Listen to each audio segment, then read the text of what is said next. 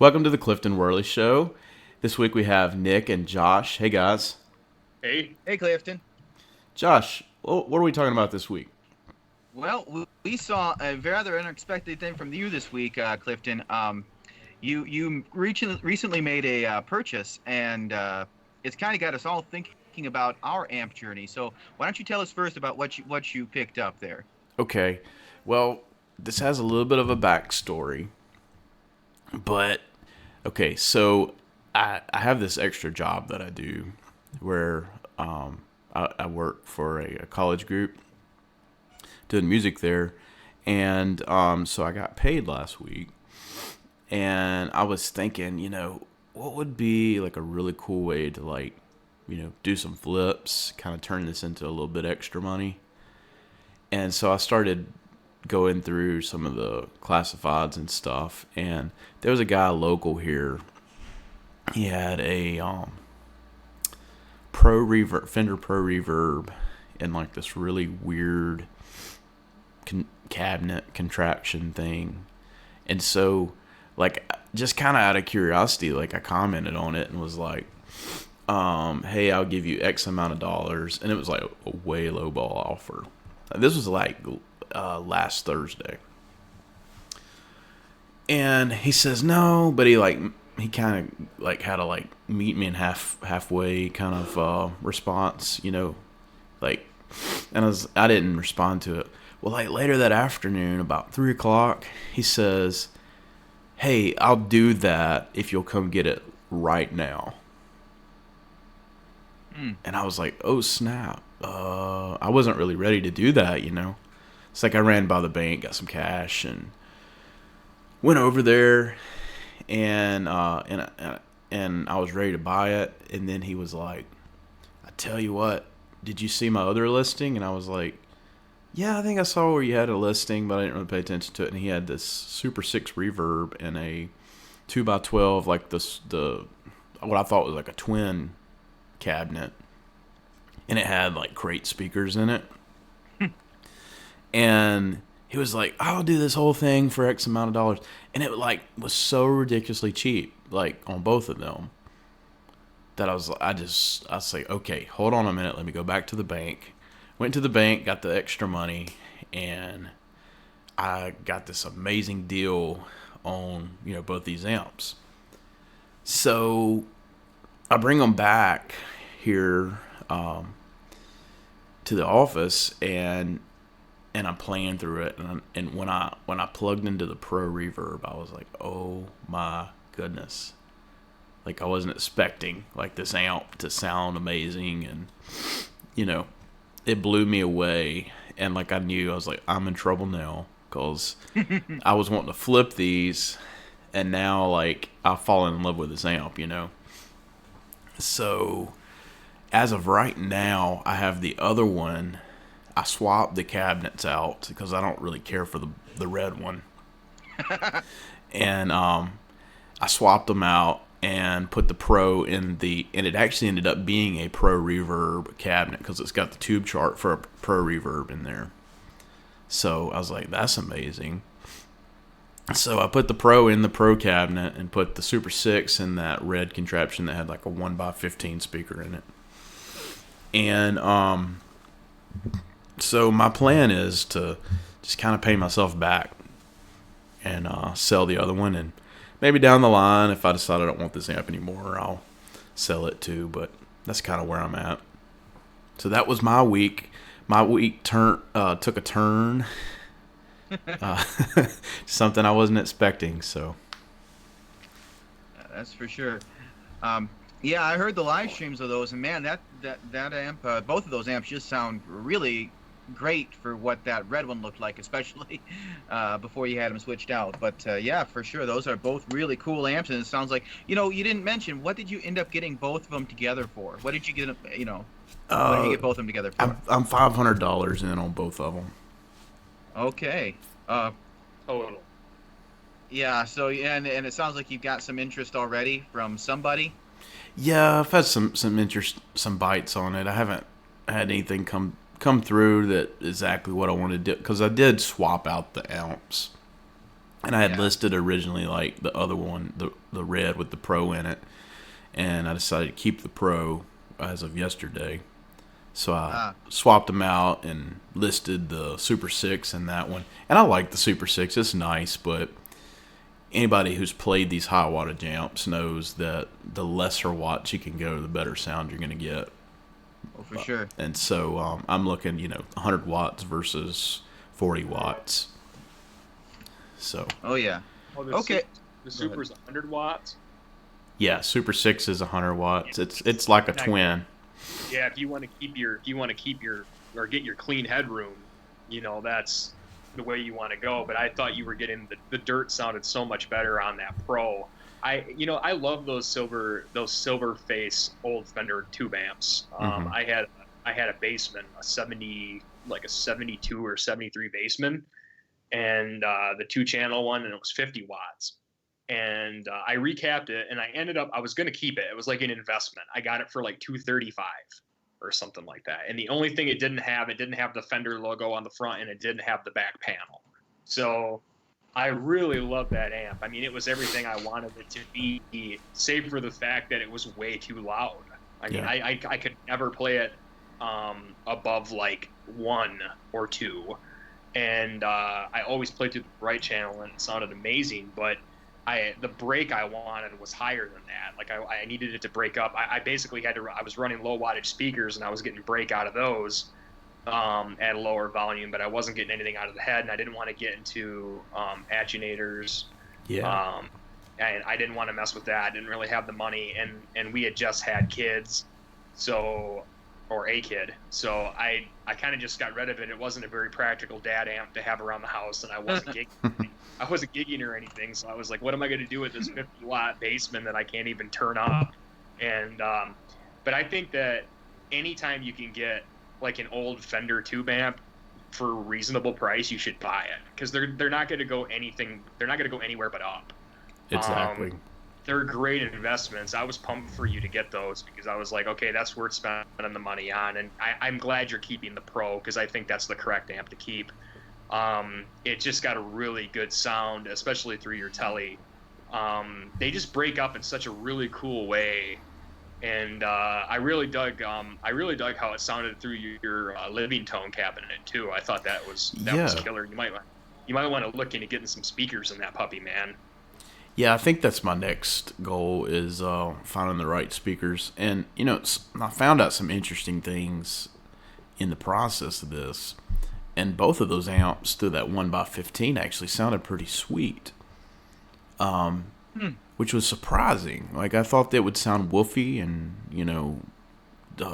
just kind of like I was playing through a bass amp or something. But it smoothed out some of the highs that like are piercing highs, and the speaker was less efficient than like the 2x12 pair its terms and volume, so like it kind of was like an attenuator in that sense. Mm-hmm. The crates do okay until I get like up in the, like above 7, which is pushing a lot of volume in either of those Oh yeah. amps. And then they get real woofy. Mm-hmm. And I looked up, who made crates amps. I mean, speakers, and I think that they were like non-branded eminences. Maybe something equivalent to like the Legends. So if that's the case, I probably don't want to get. That's what originally was thinking. I could pick up a pair of Eminence Legends for fairly cheap. I don't think you want that. I think, and yeah, I think you're correct. Any crate amp I've ever had has had like eminent speakers in it. I would go. I've never been a big fan. I think for some reason, I don't know. When you're into the Fender territory, I think you want to go, like, personally, if I were you, I would go Weber's, and I would go the 35-watt ceramics signatures. They're cheap. They're like $35 or $40 a speaker, Yeah. and if you're going 12, they're killer. I don't know what they offer for 15, but I've had a lot of success with those speakers. They sound really good. They do break at lower volume. Now, if you want to keep it clean, obviously you want to go with something higher wattage, and I check out maybe like the Celestians, like what is it, like the 1085 or whatever that Yeah. is, that like basic stock high watch Celestian. I've heard those sound great, and I mean, I guess it really depends on what you want to do, but you might even want to look at like Jensen mods. I mean, those are Yeah, good speakers. I've seen that come up in the discussion. And so I don't know. I mean, it really wouldn't hurt for me to go down a speaker journey and I find out what the magic piece is. For Yeah, me. speakers are a lot of fun, man. It's like messing with your tubes. I Yeah. mean, speakers are. I mean, you switch a speaker, but the difference is you switch a speaker, and you can just you notice the difference right away. And you could probably have a lot of fun with that. On the other hand, it's probably probably a money sink for you, and a bit of a rabbit hole. And as long as you could keep like flipping the speakers you didn't want, you'd probably be okay. But I know Reverb's got a ton of deals on used speakers of people doing the same thing. Yeah. So, you could, but I think I'd start out there. Since it's a 30, it's like a 30-watt amp, right? 40. It's a 40-watt amp. Yes. And do you like speaker breakup? I guess some guys do not like speaker breakup. I think that's what I want Yeah. out of this amp. Yeah. I always think speaker breakup sounds like a fart. I don't know what it is, but I hate it when like I can hear speaker breakup as opposed to my amp breaking up. Mm-hmm. So it's like a flub flutter sound. Yeah. And I when you hit single notes, and I don't know if it's just because I play a lot of driving bass with my thumb and stuff, and I just notice that plum plum all the time. But I got to the point where I was like, my sound doesn't sound as tight when I have speaker breakup. Yeah. So I'm kind of like, I know my Katana's got a 100-watt speaker in it, and I love that doesn't break up. And I do still have a couple amps with a cab with a low watt speaker, and my ugly amp I'm going to talk about today has a Jensen Mod 30, and that breaks up at super low volume, but that amp's going to break up regardless, so I don't mind it as much. Yeah. I'm going to add that, well, like I was Yeah. playing through my avatar cab that I use with my living tone. When I was playing the Pro through that, it sounded great, but it made it even so much more louder because those speakers are super efficient. And I mean, I was like really in twin territory.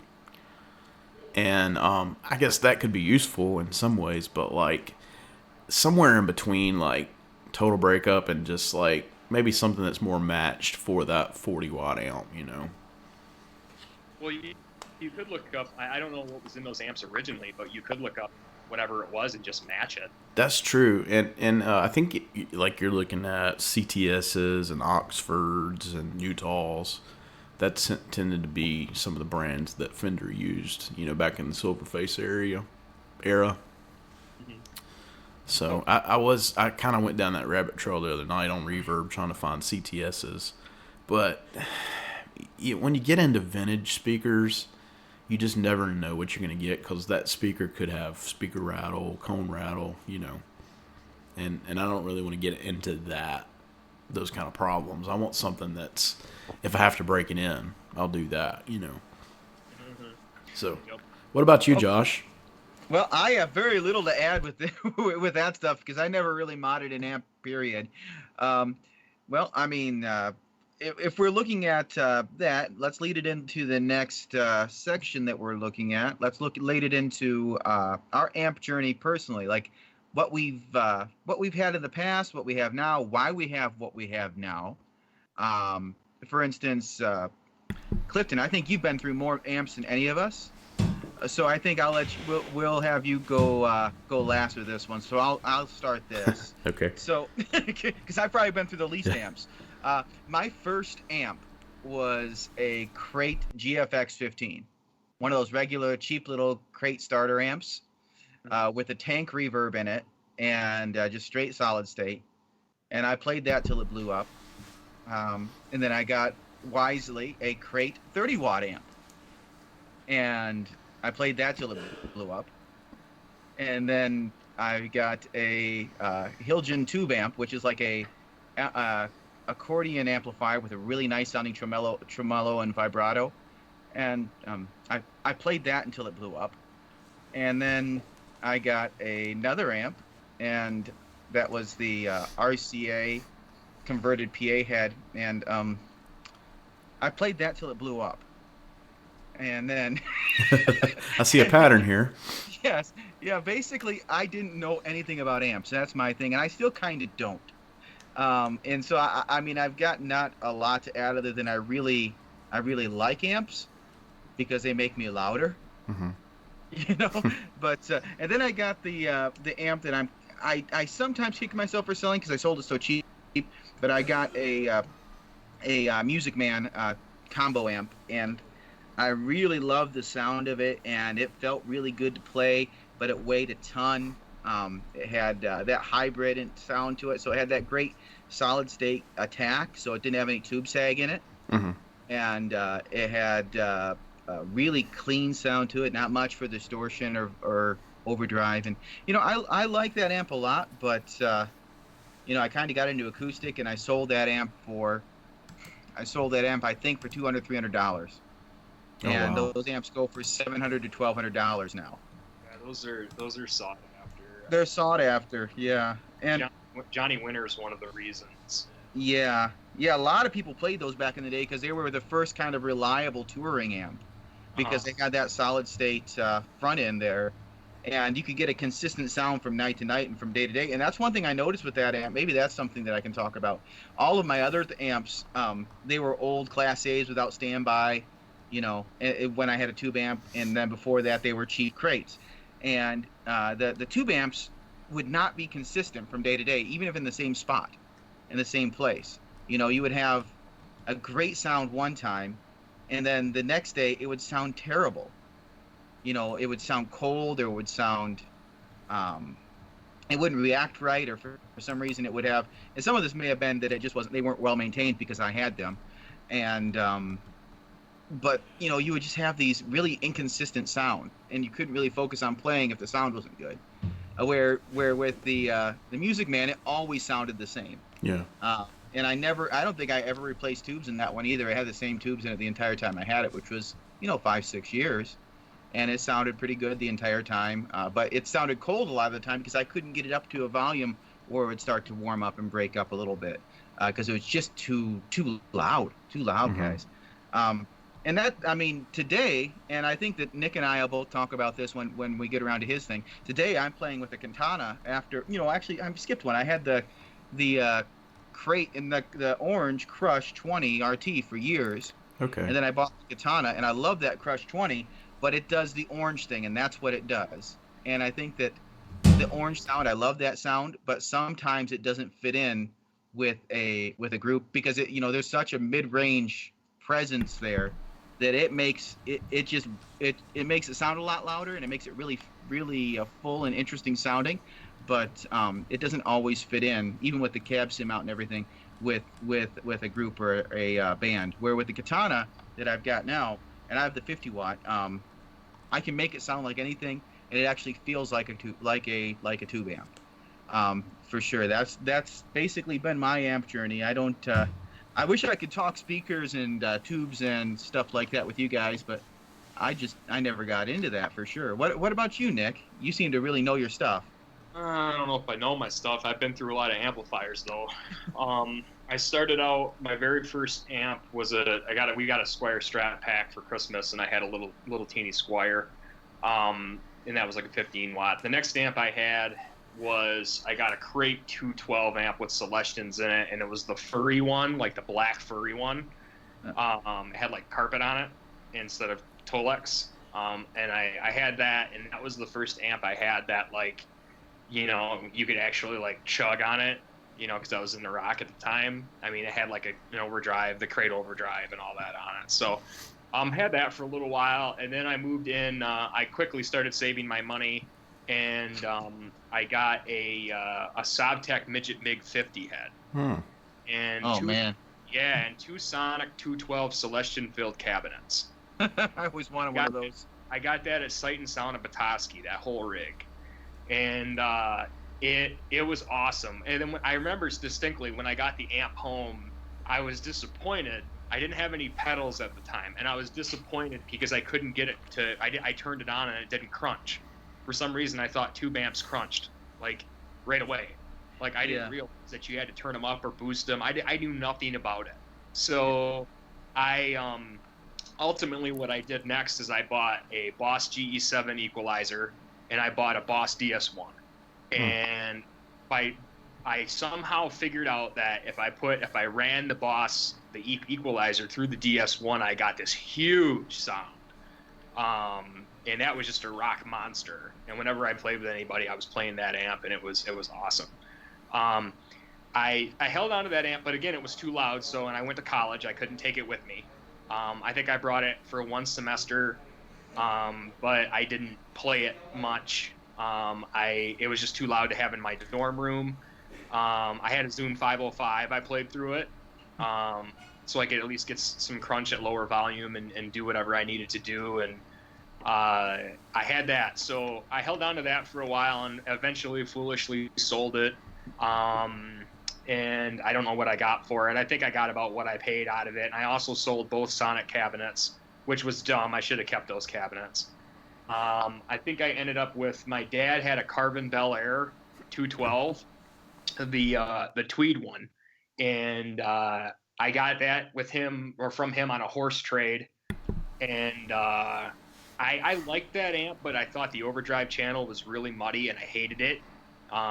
And at the time I didn't realize that you know, until we had this like line 6 overdrive pedal that had like compressors and overdrives in it, and it was that gold one that had like four pedals on it. Mm-hmm. And it had all these different overdrives, so I started using that through the clean channel and got a really good sound out of that. And that was a good little rig too. That's probably another amp I shouldn't have sold. I had a Marshall RG in there somewhere. No, it was a valve state. I had a Marshall valve state. Okay. And that one sounded actually pretty good. I liked the Marshall valve state. I didn't like it as much as the Bel Air. So I eventually sold that amp and the Bel Air. And then I ended up in weird territory. Like I went to a Randall solid state head with a Marshall 412 cab that I put Alnico speakers in. And I was big into the dime bag thing. Mm-hmm. And this Randall had a really good clean channel on it that just sounded heavier than anything I'd ever heard in my life when you drove it with distortion pedals. And I went through my RG phase where I was playing like Ibanez with a Floyd, and I had like, you know, a 412. And this was like probably midway through college I did this. Mm-hmm. And I should clarify, not my undergrad, my grad. I was kind of into doing that, and that wasn't very practical either. And I realized that I wasn't that fond of it, and I ended up selling that for a Carvin 50-watt classic head, just the basic Carvin head. And my buddy had one of those when we were in high school, and I really liked it, so I bought one. Didn't have it for very long again. I kind of got into playing more acoustic and playing through my resonator. Mm-hmm. I had bought my resonator at the time, and I was like, all right, I'm not really a big fan of this, of playing rock music anymore. And I sold that amp. And I ended up going like the acoustic amp way, and I had like a Laney, which was acoustic on one side and solid state on the other, and then I got another one that was just a crate CA60, I think it was, the green one. I had one of those, eventually got rid of that, and then I had that Baldwin, that Willie Nelson amp. That was sweet. I probably shouldn't have got rid of that one, but I did. And about the same time I got the Baldwin, I had the amp I'm going to talk about today on Mojo Minute, which is the 5-watt tube amp, my little 5-watt ugly amp. And that's when I discovered low wattage tube amps and the ability to crank them and sound really, really good. Then I got my Bassman because I love the tube sound so much cranked. I wanted to get a Bassman, and I met an amp buddy who helped me wire the crate, or not the crate, but helped me wire the ugly amp, and he got me all hopped up on tubes and you know, tone and everything. He's a tone junkie, and he convinced me to buy this Bassman, and I had that for a while. And then, as the story goes, I sold that, had kids, and kept the 5-watt. That's really all I had. and actually sold the Bassman to buy a bow. So that's where that went. And then I realized I needed something like when I started playing music again this year, or at the end of last year, then this year, I realized that I needed something that I could actually play with other people with. And the 5-watt thing's okay, but unless you mic it, I might be able to hold up with a drummer, maybe. But I realized I needed some kind of an amp that I could play a low volume that sounded good. I could play turned up that sounded good, that had a lot of options, a lot of features, and that wasn't huge. It didn't take up a big footprint in my house. And that's where I heard about the Katana. And I was actually saving up my money to buy like a like a 15-watt tube head or a Pro Junior. I forgot that amp. I actually had a Pro Junior at one point too, before I had the Bassman. And I upgraded the speaker and that and everything, and that was a fantastic amp. That amp shouldn't have gone anywhere. I should have kept that Pro Junior. I was going to buy another Pro Junior, but then I went with the Katana instead because I thought the Katana was a little more practical because I could play it at lower volume when the kids were sleeping. I didn't have to crank it. So now what I have is I've got my 5-watt tube amp, and I've got my 100-watt Katana that I usually run on the 50 or the 0.5 setting, and the Katana to me is like the perfect dad amp. It does everything I want it to do, and it sounds close enough to a tube amp that makes me happy. And it's got its own good sound too, and the clean channel is amazing. So I've been really, really happy with it. And then when I feel like playing tubes, I go back to my 5-watt. And that's kind of where I am right now. Although, honestly, you buying that Pro really makes me want a tube amp again. And now that my girls are older, I could probably have an amp I could crank a little bit more. Yeah. And it would be okay. But again, I think I'm going to wait on that till I find the right thing until the time's right. It's going to be a vintage one. I'm not going to buy anything new. Right. So, yeah. Okay. Yeah, that's fine. So talking about the Katana a little bit, and actually what's kind of interesting is your first amp and my first amp were both crates. And I kind of had the same feeling the first time I had a tube amp. I didn't even think about that. It's that when you have a crate and you hit that overdrive channel, and you can crank up so much gain, it's ridiculous.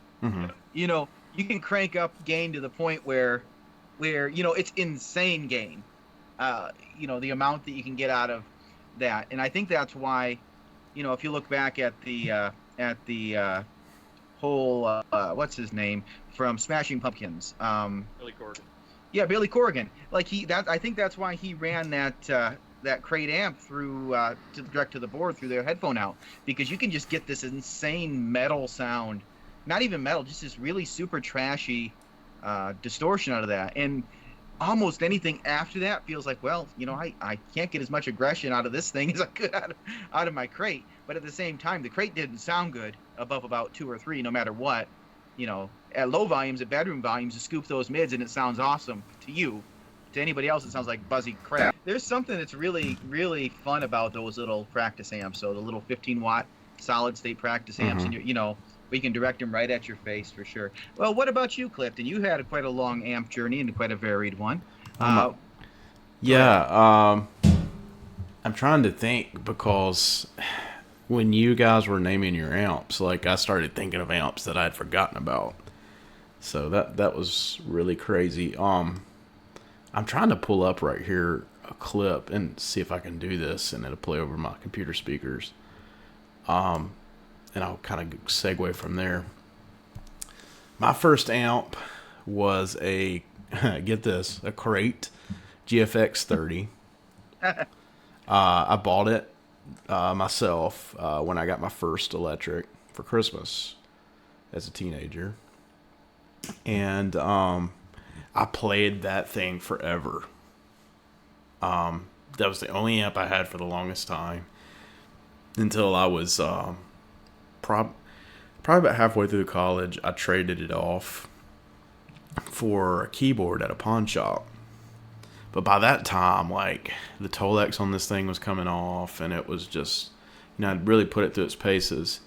After that, I had and while I'm thinking about this, I sent you guys a recording earlier of a song I did when I was 18 years old. And I just want you to hear what you can get out of a Crate amp. Let's see if I can get the volume right.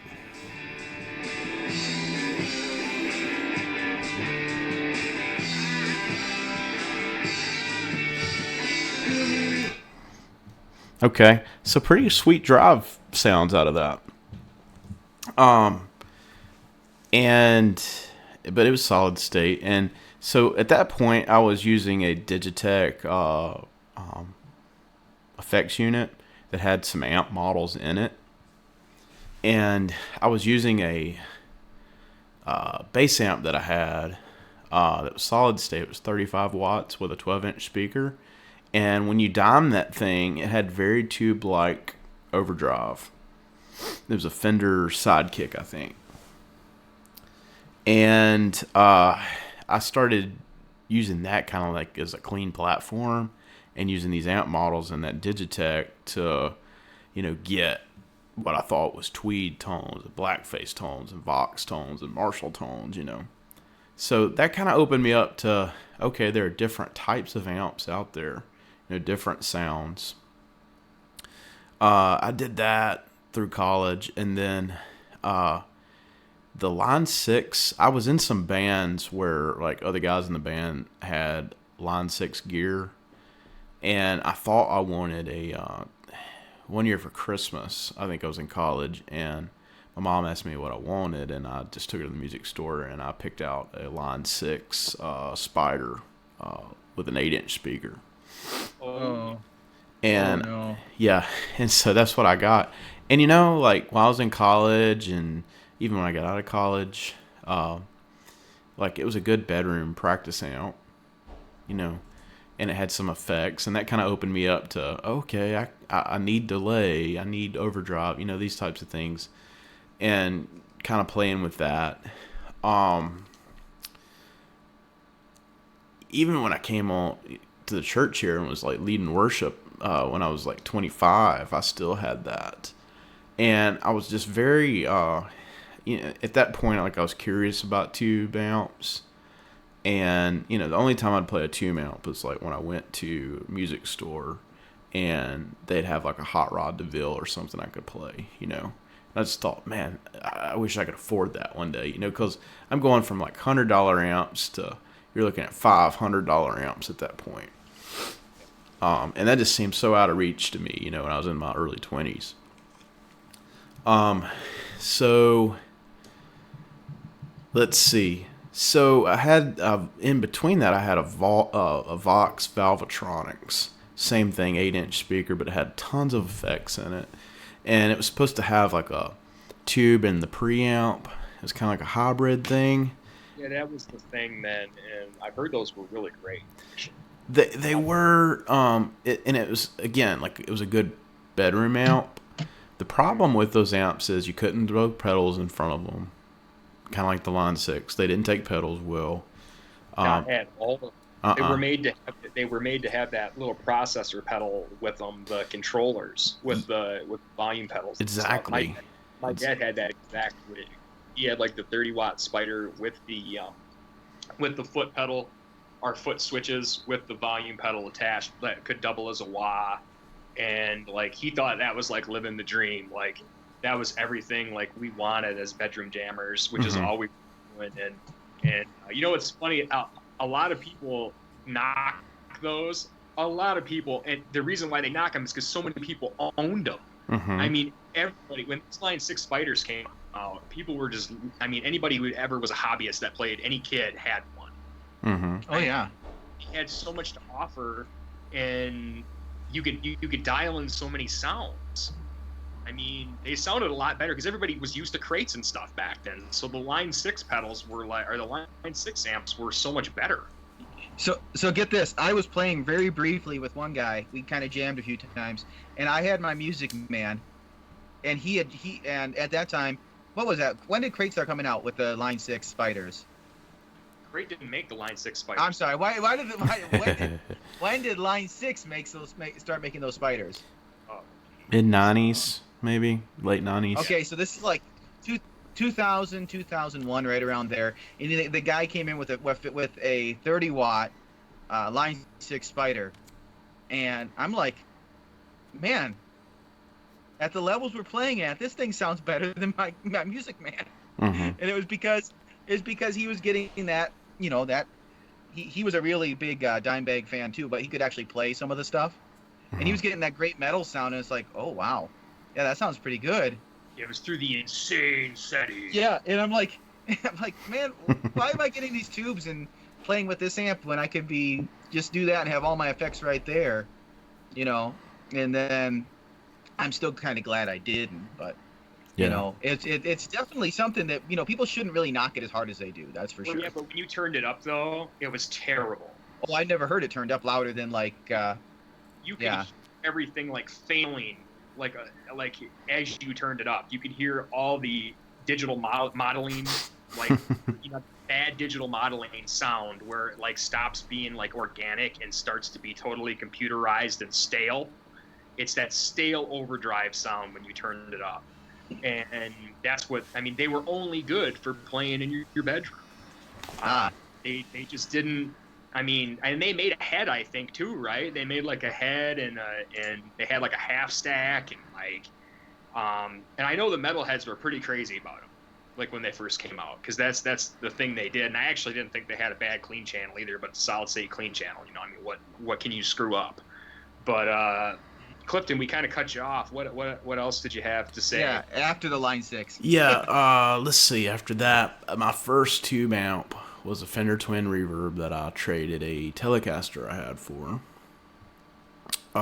And it was like heavily modded is what they said it was, and I got it, and I just was in, in my mind I was like, man, that's $1,000 amp. Like, I'm so lucky to be getting this. And what it was, the thing had totally been like reworked inside, where like one of the channels was dead, and like they had wired both of them in series, so like you turn up the gain in one, and then like on the other one it was like it added like an extra gain stage, the volumes did, but it was hardly noticeable.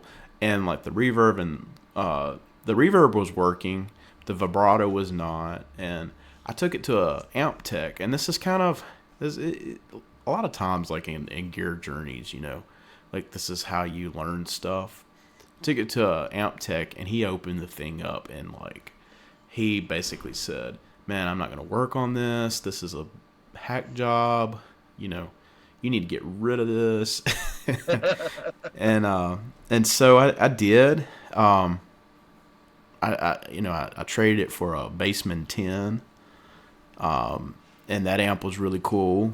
And then not too long after that, like I picked up a Fender Super Reverb. And so I went from modeling amps to like these awesome vintage, tube amps. And I'm trying to think of some of the other amps that I had in that period. I was going through them so fast, like I would flip them and get something else, flip them, get something else. So I had the Super Reverb. That was one of the first amps that like I learned how to take it apart and do a cap job and fix things inside of it. And that was a good journey. About got it where it was a perfect amp, and then I sold it. So,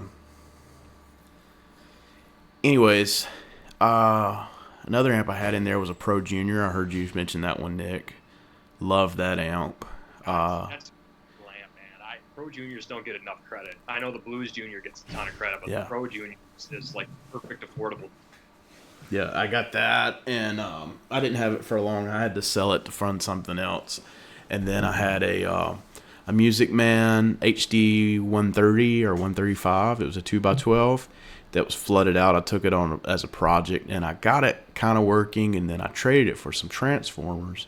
I picked up a Alamo amp. It was like a budget tube amp from the 60s. Mm-hmm. And I could never get it working right, and I had these transformers I'd trade for, and I got it in, and it blew up. And I stripped it down, and I was gonna make a deluxe, like a Tweed deluxe circuit in it, and I had trouble, trying to source all the parts and get it to work right. So I was like, kind of sold it as a project to another to a guy who does that. And then let's see, I had a Marshall valve state that I flipped in the middle of that. Then I got the Living Tones. I have the one I still have, the 36 watt EL34 amp, and then I had like a champ, hand wired champ that I had sent off to the guy. He made out of a Champion 600, and I sold that this summer. And so for the longest time, I've been playing a Blues Junior, and I love it, like for playing low volumes. Yep. But now, like, I've got this Pro, and I'm really in love with that. So I don't know what I'll end. I think that I'll always want to have a lower wattage amp, maybe like a 15 watt, and then like a good stage amp. If I could have both. So Clifton, you seem to be a Fender guy. Mm-hmm. Am I like? Because I mean, you've got this boutique Living Tone EL34 amp, and like most people who buy boutique amps, like boutique, whatever, tomato, but Boutique. yeah, but most people don't want to get rid of them. Like you don't see like tons of them on the market, I guess. So why do you want to get out of this like high end hand wired amp? Like, is it just because you're not really into the EL34 thing? I think that I'm just a Fender guy. And who knows? It may be the point where it's kind of like just cheaper to keep it.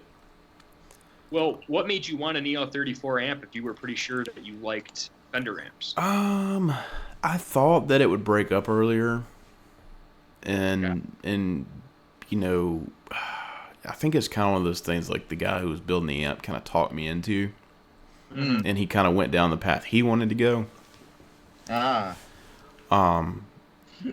mean, I'm not saying it's totally his fault. Like, I kind of bought into that, but the more and more I've just played amps, I've kind of found out what I like. And I think it's a blackface cranked sound. That's always what I'm chasing after. See, that's what I thought I was chasing after. And the reason why I bought the Basement is because my buddy and I, Brian, he was going to help me order the parts and convert it to a 5E3 spec. Mm-hmm. And a blackface or brown face, not blackface, right? He's got one, and it's like the ultimate blues amp, and that it's like they're great slide amps. And he's like, this is what you want to do. But I'm going to be perfectly honest with you. Like, since my dad got this Laney AOR tube head, this 50-watt tube head, and that's a Brit amp, and with a matching 412 cab, I am pretty convinced that I am not a Fender amp guy, and that I am a Laney, like, EL34 kind of guy. Interesting. Okay. That's right. And the reason why is I really like that bright, tight breakup sound, the high headroom, like a high watt sound. Like, that's kind of what I'm after. Like, I love that sound. I love that chime and the brightness. And I've never sounded as good on guitar in my life as I have through my dad's Laney AOR. That amp is... Now it's pretty loud. I mean, in my house, that 412, like, he's playing in the basement. It's just him and my mom, and it rattles the house. If I was playing here, that wouldn't fly, but I'd probably run it through a smaller cab and just a 112 or something. But that amp is it for me. Like, I'm pretty sure that I want to be in either the Laney Vox area.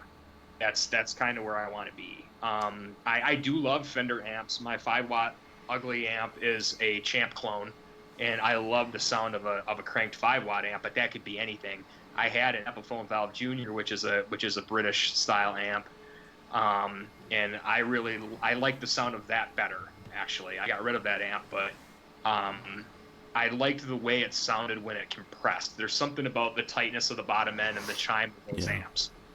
So yeah, it's funny. You're going that way, and you look like a Fender guy to me. And for some reason, I always thought I was a Fender guy, and I don't think so. I think I'm a Vox or a Laney or a Highlight. I'm a total British guy. Yeah, that's kind of interesting, because I always kind of thought that too, and that's why I got the Music Man, because it's supposed to be like a super Fender, Mm-hmm. And my problem with it is controlling the bass on it. And since getting the Boss and getting the orange was a big revelation to me. and it's just got a little 8-inch speaker in it. But to me, I just loved how the mid range was just so present. It's right there. There's not too much bass, and there's not a ton of treble. And so even though it's 20 watts, it really cuts. Yes. Where if you have too much bass, if you have that hollow, for me it doesn't work because I don't play quite as cleanly as Clifton does. Having that much bass and that much high, and not so much in the middle, I end up getting lost a lot. And it's one thing I noticed when I would have other electric guitar players at the church before me. One of them brought in a kind of modified Champion with some different stuff going on in it, and it had all Fender sounds in it. And then the guy before did a Boss floor unit, but it was all Fender sounds. It was all Fender modeling and everything that they were doing. And I noticed that whenever they would play, they would pretty much just get lost in the mix, and then they would end up with kind of competing with bass, because I was playing bass at the time. And when you listen, it's like, oh my goodness, and it's like I don't even need to play because there's so much bass going on here.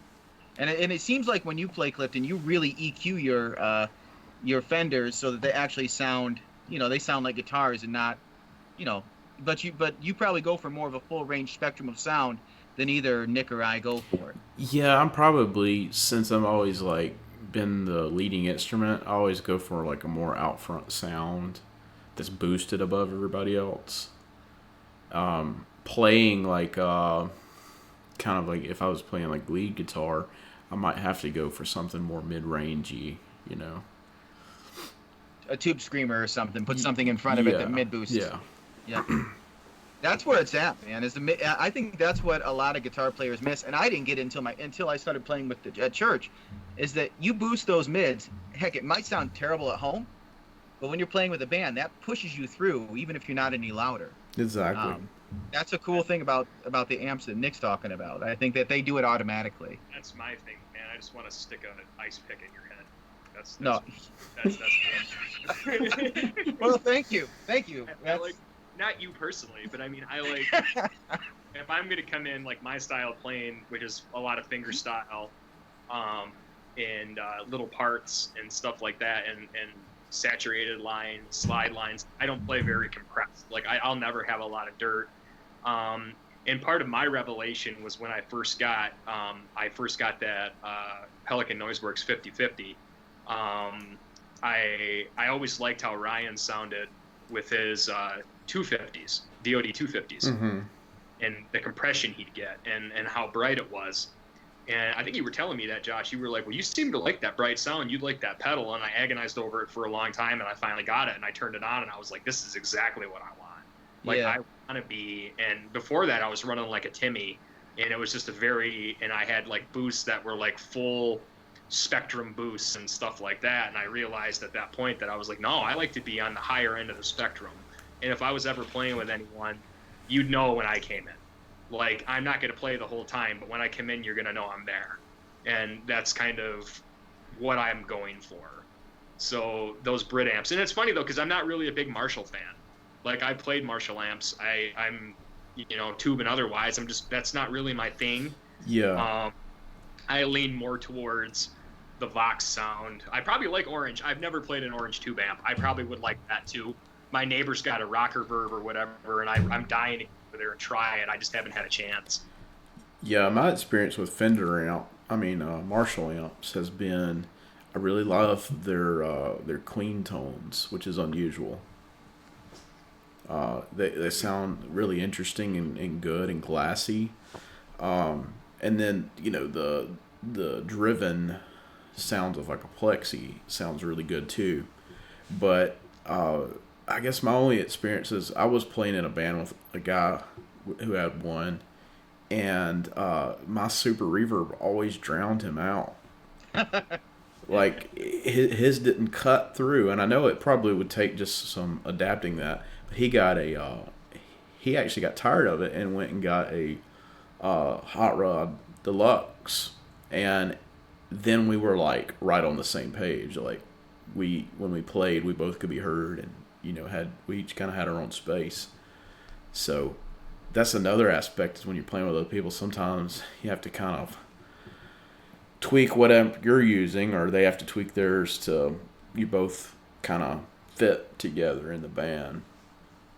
Yeah, yeah, that's really true. You know, that's kind of an interesting thought. Before we move on to the ugly amp, if we talk for a minute about that, is you know experiences where you maybe played with other people and not fit in Hmm. because of the sound that you thought sounded so good at home. Um, like, is there? I know I've had times where I've been playing with someone else and I've been like, all of a sudden I can't hear myself, or all of a sudden that sound that I thought was so good at home, it sounds like garbage with everybody else. Um, do you have any stories like that, Clifton, where it's just Yeah, absolute? I went and played guitar for another worship leader down at a camp in Florida last year, Uh-huh. and I brought my living tone because I didn't know like what kind of situation I was going to be up against there, like if I was going to be in this huge room or you know what other amps the other guys were going to be playing. And I got there, and we were in this kind of little room, and we were in there with this huge sound system, and it was one of those situations where the living tone was way out of control for this thing, and I should have used my Blues Junior, you know. And so like what I had was like my amp like master volume was like stuck on one the whole time, somewhere like where it was just barely on.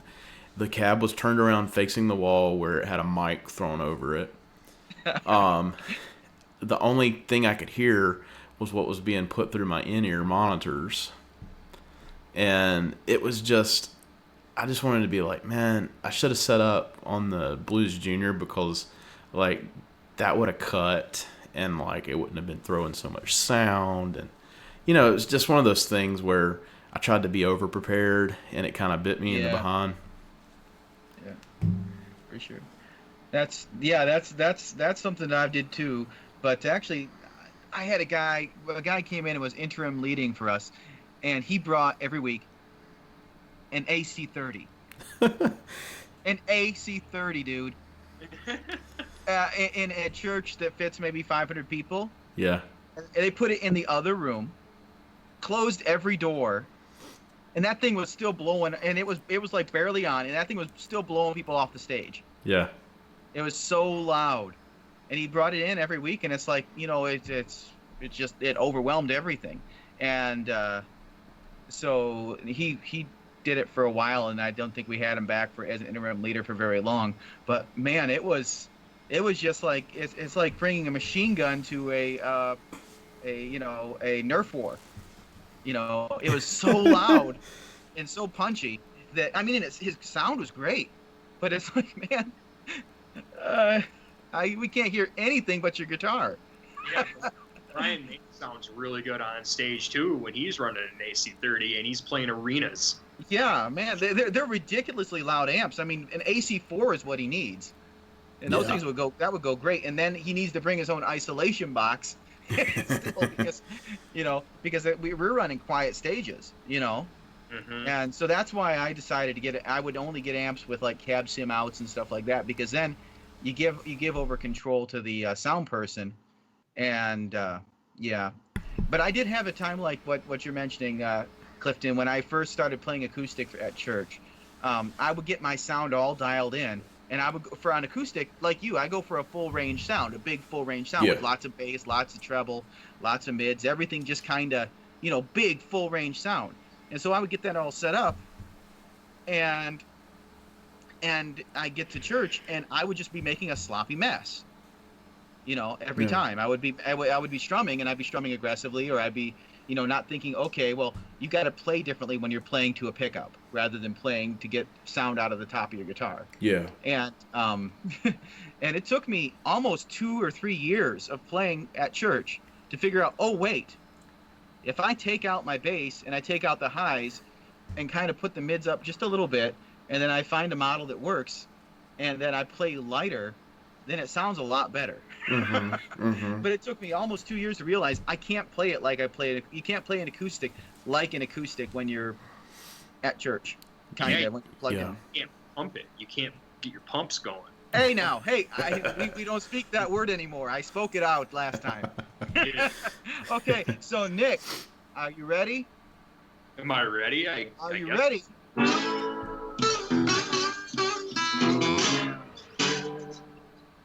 I think it's time for the mojo moment. That's what that sound means. So what are we talking about this week, Nick? We're going to talk about my ugly amp, the one I put on the Facebook page, and I talked about a little bit today. And so the story of this amp is it's pretty interesting. So I had started talking to my buddy Brian, who's a big point-to-point guy. I mean, he's got vintage high watts. He's got 5E3 clone he built. He's got everything you could think of in his house for amplifiers, custom cabs, everything. And I really like. I kind of wanted something that was hand wired and something kind of boutique, but I couldn't afford anything. And one day I was on eBay, and there was a well, actually, I should back up. I was in Guitar Center and I played through a little Fender Bronco, and it was I think it was one of the you know what, it wasn't a Bronco, it was a Vibro Champ. I played through a Fender Vibro Champ, a vintage one, and they wanted like $350 for it at the time, and that was awesome. Like that amp, I took it in the isolation room in Guitar Center and I was playing it and I was like, this amp is everything. This amp is amazing. I want a 5-watt tube amp. So I started hitting eBay to find one, and I saw a tube amp, buy it now for $100. It was this little ugly looking brown thing, and all it had on it looked like an old like radiator, like it looked like some kind of like radiator, a portable radiator in the corner of your house, or portable heater. It had brown Tolex, brown screen, black, a bad Tolex, black Tolex job on like a plywood cab, 10-inch speaker. It was a Jensen mod, and apparently it was an old Bogan tube amplifier, like an old Bogan chassis with So it was one of those tube amp conversions. That it was an old radio somebody converted into a tube amp, and it was ugly amp, 5 watts, all tube, hand wired, $100, buy it now, and then shipping. And I was like, hand wired for $100, I gotta buy this. And I looked at it for a really long time, and then I was like, okay, I've got to pull the trigger. And because I looked up ugly amps on online, and they were an actual like boutique amp company. They made a lot of Marshall clones and stuff like that. Really nice looking amps. So I was like, wow, this has got to be one of their original amps or something like that. So I talked to the guy a little bit via email, and I bought it, and I got it home, and it really was awesome. I mean, I had just discovered Mississippi Fred McDowell. And Ry Cooter, and I had a Squire Bullet, the Sunburst Squire Bullet that had the covered pickups, and it had a telly neck, a maple telly neck, and I got that at a pawn shop, and I was playing that through that amp, and it had the glassiest, cleanest Strat slide sound you could ever have, and it was incredible. I absolutely loved this amp. I didn't know anything about tube amps at the time. Really, like the I popped it open, and the chassis looked like a mess on the inside, because I remember my buddy Brian asking me what kind of circuit it was, and I didn't know. And then one day I was playing it, and it caught fire, literally. I was playing it, and it burst into flames. The back of the amp, I don't know what happened. I could just see that. I had it cranked, and it had like a tone control, and it had a master volume, and that's all it had. And we're talking one 6L6 and one 12AX7 tube. And I had this thing cranked. I was playing through it, no pedals or anything, and then smoke started billowing out of the back. And whoa! I didn't know what to do. Like, I should have just unplugged it, and like all of a sudden, like flame shot out of the back panel. It was like the money pit scene where the kitchen catches on fire. Like I dove at the wall and pulled the cord out of it. Like, and it finally I put it out, and like it smelled like it was terrible. Like it would burn the Tolex a little bit. Well, I didn't know what happened. And I took it to my buddy Brian. I said, you got to take a look at this amp. And he's like, all right, dude, I'll take a look at it. Like a week later, he said, dude, everything in this amp is fried. Everything. He's like, he goes, I don't know what started it. It might have been a fuse. He said, but it sparked and it killed your amp. So what do you want to do? And I said, well, I only paid $100 for it. And he was like, no, the hell with that. You should build a champ. And now the first thing I was going to do, we were just going to build a basic 5F1 champ, just a normal champ, just a master volume, and that's it. And then he got the idea to make a Vox Carmagia amp or something. Mm-hmm. I don't know what it's called, if it's Vox or not. It's but not. It's oh gosh, I know what you're talking about. I can't think of it either, but it was a Carmagia amp, and it was a really interesting circuit. And he's like, it's got a really cool tone control on it, and I think you're really going to like it. Well, we couldn't get it to work.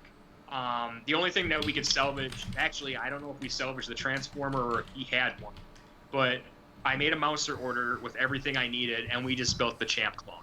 Only he added a cool tone control to it. So I basically got a champ with a tone control that works as kind of an EQ. I run it, with guitar. Depending on the guitar, I run into it. Like if I run a Strat through it, I tend to make it a little more full, like mid-rangey. Naturally, like I just keep it at noon. Mm-hmm. If I'm running through it, I run the tone all the way up and I make it really bright.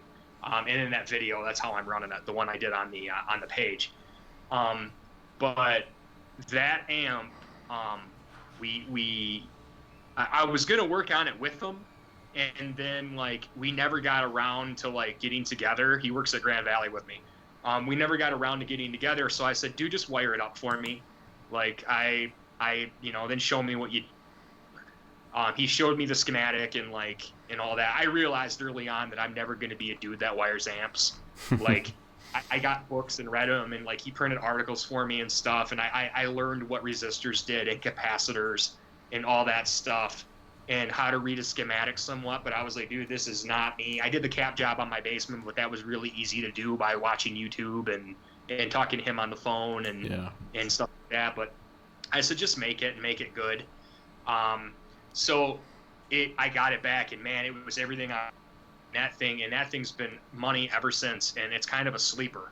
I mean, you just don't expect much out of it, but when you plug it in, it's got that sound. And it takes pedals well, surprisingly, certain pedals, and it takes compression well. And if you diamond it, it's just got the ever. And I just like to run a basic. I run a basic treble booster in front of it most of the time, and that's all you need. I've got a Screaming Bird treble booster, which is god awful. I modded it to be more like an LPB1, which is just the EHX full range boost, and goose the front of that amp and add a little reverb or delay, and it's got that sound. I mean, it's so good. The only thing I did to it is I wired it so that I could put an extension cab into it, and I did that myself. And I have a cheap 112 cab I got off somebody when a speaker company closed here. They had a couple guitar cabs that somebody had fashioned from some old, and it was an old crate amp basically that somebody converted to a cab. And I've got an El Nico Weber in it. And it's a 112, and I really learned a lot about this. This amp really helped me learn about low watt amplifiers. It was kind of like my introduction to low watt amplifiers and what they could do. I used to think that a 5 watt amp was super, like, way quieter than a 50 watt amp, and that's not the case. When you're talking decibels, I mean, it's not that much louder. It's just headroom. That's all it is. It's really cab more than anything. If you plug a little 10-inch speaker into it, or an 8-inch speaker, you're only going to get so much. If you plug it into a 412, it's going to it'll blow you out of the room. And I learned that early on, and I learned all about headroom. And like like once you get this amp, this little 5-watt past noon, it hits its ceiling. Like you can crank it if you want, but you're just getting all the saturation at that point. Every amp's got a sweet spot, and that sweet spot's right at noon, and it just starts to fluff out when you turn it up. Like past that, it doesn't get, it just starts to compress, and then it's wider actually. But yeah, man, this little thing is just, I would love to show up at somebody's house with it one of these days and just be like, what is that? Yeah, you know, that'd be perfect for house shows. Like if you got into, doing like playing around, that'd be like the perfect thing for that. Oh, totally. Pretty much. Yeah. I could totally see myself rolling into like an open mic too, like a small, like a venue open mic, and just running that in the background, for a little stage volume through like my my resonator or through my little parlor, and pairs really well through my parlor. That parlor is kind of at home with that amp. It's almost like acousticy the way the amp sounds when you run it clean, and then when you want to get dirty, it'll do it. But you talk about mojo, this amp's got it. I mean, somebody painted in like nail polish on the front of it. Yeah, I was looking up that Carmen Gia, and that's Dr. Z. Is it Dr. Z? Yeah, it's got a volume and tone knob on the front, and but it's a pretty powerful amp. It's a 18 watt dual EL84 with a 12AX7 preamp section. Yep, and we just couldn't do that on the chassis. Yeah, that's tough.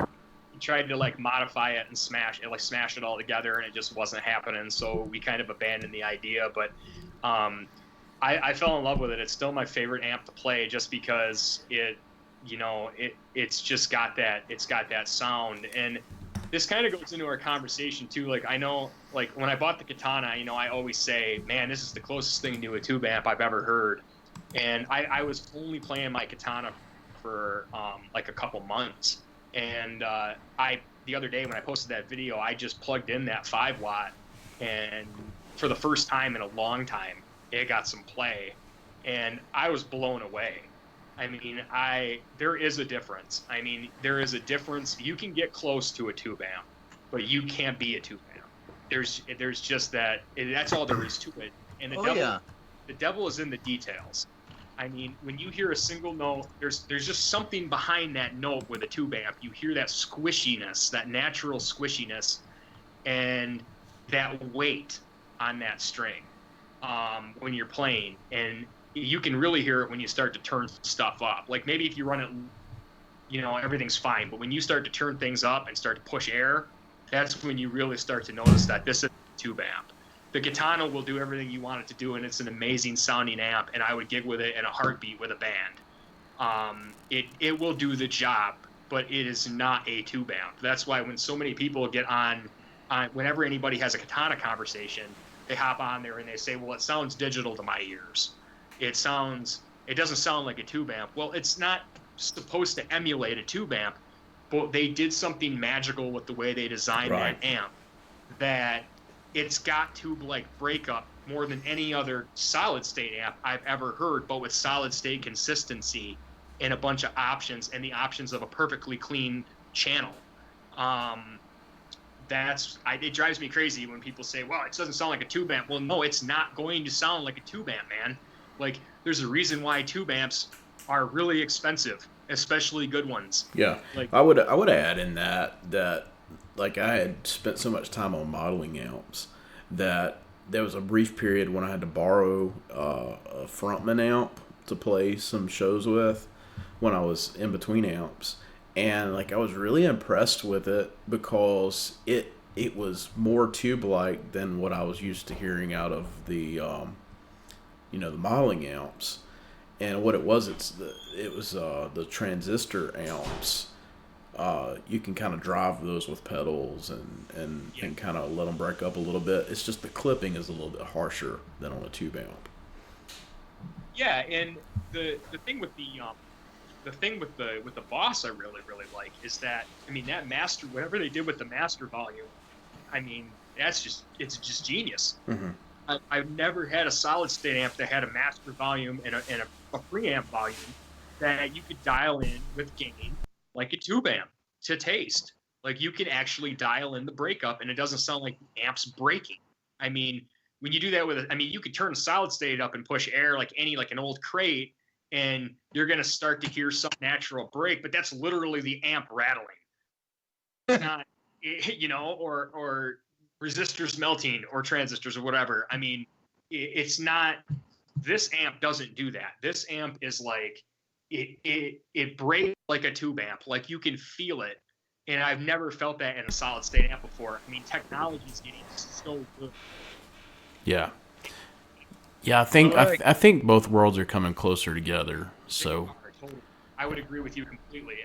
And I mean, you hear on Chasing Tone like Wampler talking about like what DSP is doing and is capable of pedal world, and like technology is getting so good that I think there will always be a place for a tube amp, but you can't beat it, especially vintage stuff.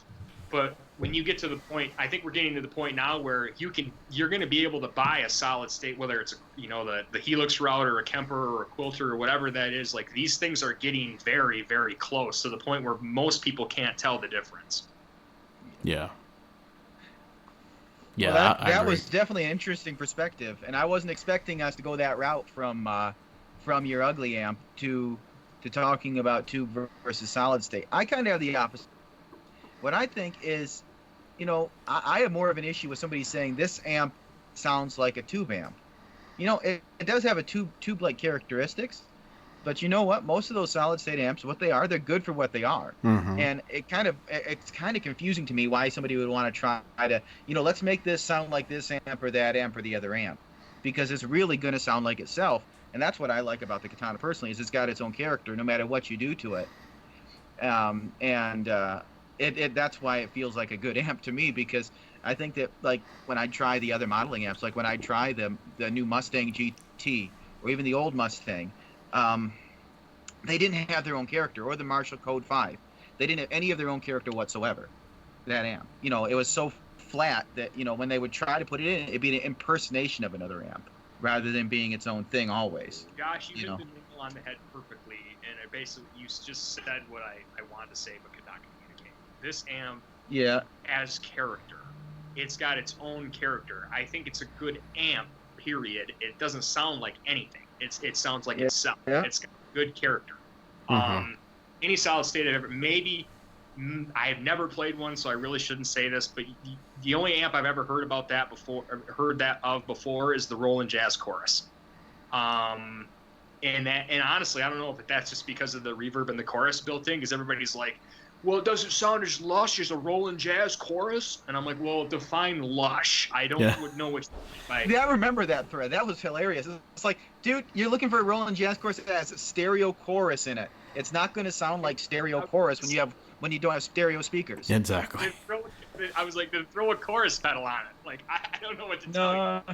Yeah, you can't do that. It's stereo chorus and one amp. That's what was cool about it. So you get a real chorus. Can we please kill the word lush when we're talking about tone? I swear to God. Well, there's a lot of drunks that talk about tone, so we can not use it in that sense.